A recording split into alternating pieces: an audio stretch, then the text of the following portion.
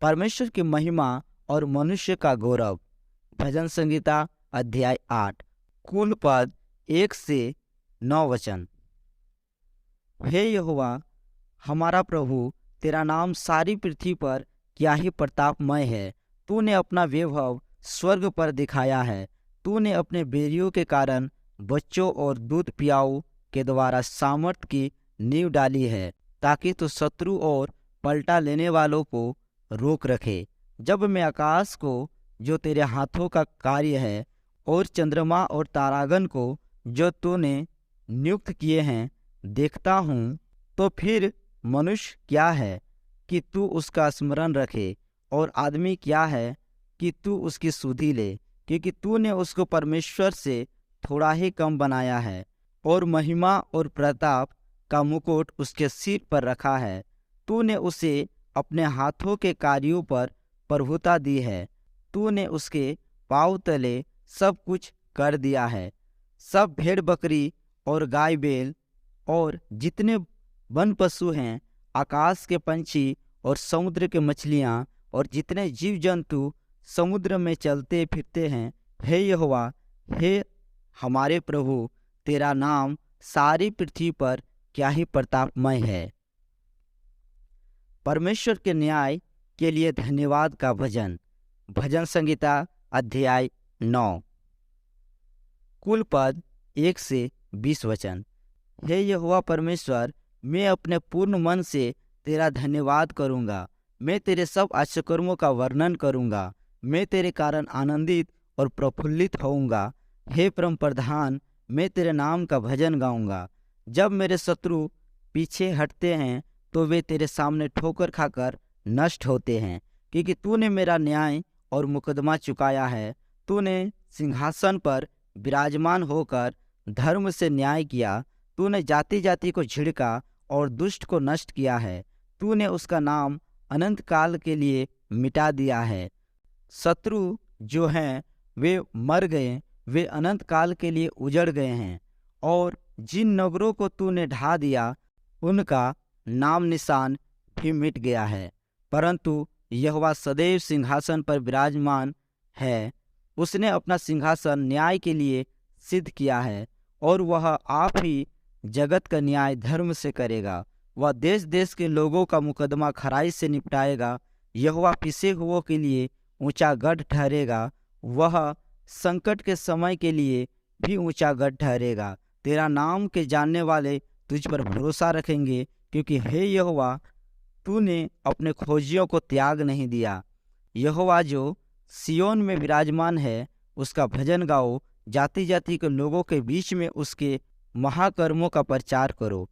क्योंकि खून का पलटा लेने वाला उसको स्मरण करता है। वह दीन लोगों की दोहाई को नहीं भूलता। हे यहोवा, मुझ पर अनुग्रह कर। तू जो मुझे मृत्यु के फाटकों के पास से उठाता है, मेरे दुख को देख जो मेरे बैरी मुझे दे रहे हैं, ताकि मैं सियोन के फाटकों के पास तेरे सब गुणों का वर्णन करूं और तेरे किए हुए उद्धार से मगन हूँ।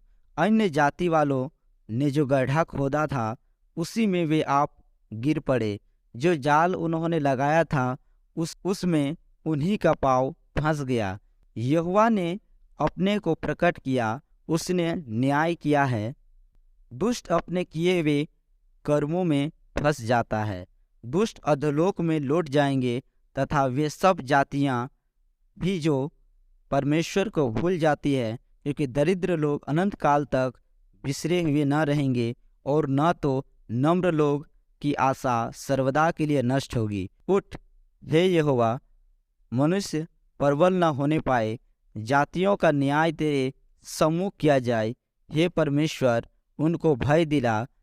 जातियां अपने को मनुष्य मात्र ही जाने। भजन संहिता अध्याय 10 कुल पद 1 से 18 वचन। हे यहोवा, तू क्यों दूर खड़ा रहता है? संकट के समय में क्यों छिपा रहता है? दुष्टों के अहंकार के कारण दीन मनुष्य खदेड़े जाते हैं। वे अपनी ही निकाली हुई युक्ति में फंस जाए।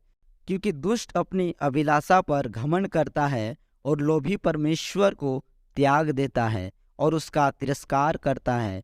दुष्ट अपने अभिमान के कारण कहता है कि वह लेखा नहीं लेने का। उसका पूरा विचार यही है कि कोई परमेश्वर है ही नहीं। वह अपने मार्ग पर दृढ़ता से बना रहता है। तेरे न्याय के विचार ऐसे ऊंचे पर होते हैं कि उसकी दृष्टि वहां तक नहीं पहुंचती जितने उसके विरोधी हैं। उन पर वह पुकारता है। वह अपने मन से कहता है, मैं कभी टलने का नहीं, मैं पीढ़ी से पीढ़ी तक दुख से बचा रहूंगा।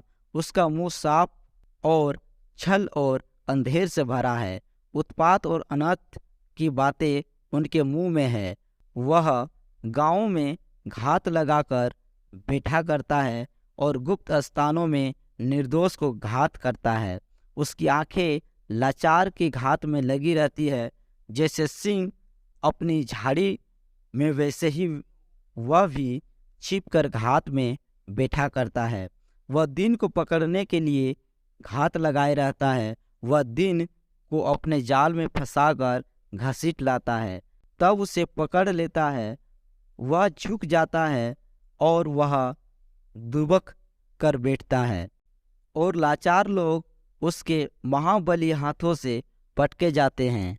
वह अपने मन में सोचता है, ईश्वर भूल गया। वह अपना मुंह छिपाता है, वह कभी नहीं देखेगा। उठ हे यहोवा, हे ईश्वर, अपना हाथ बढ़ा और दीनों को न भूल। परमेश्वर को दुष्ट क्यों तुझ जानता है और अपने मन में कहता है, तू लेखा न लेगा। तूने देख लिया है क्योंकि तू उत्पात और उत्पीड़न पर दृष्टि रखता है, ताकि उसका पलटा अपने हाथ में रखे। लाचार अपने को तेरे हाथ में सौंपता है। अनाथों का तू ही सहायक रहा है। दुष्ट की भुजा को तोड़ डाल और दुर्जन की दुष्टता को ढूंढ ढूंढ कर निकाल, जब तक कि सब उसमें से दूर न हो जाए। यहोवा अनंत काल के लिए महाराजा है। उसके देश में से जाति जाति के लोग नष्ट हो गए हैं। हे यहोवा, तूने नम्र लोगों की अभिलाषा सुनी है। तू उसका मन तैयार करेगा। तू कान लगाकर सुनेगा कि अनाथ और पिसे हुए का न्याय करे, ताकि मनुष्य जो मिट्टी से बना है फिर भय दिखाने न पाए। आमीन।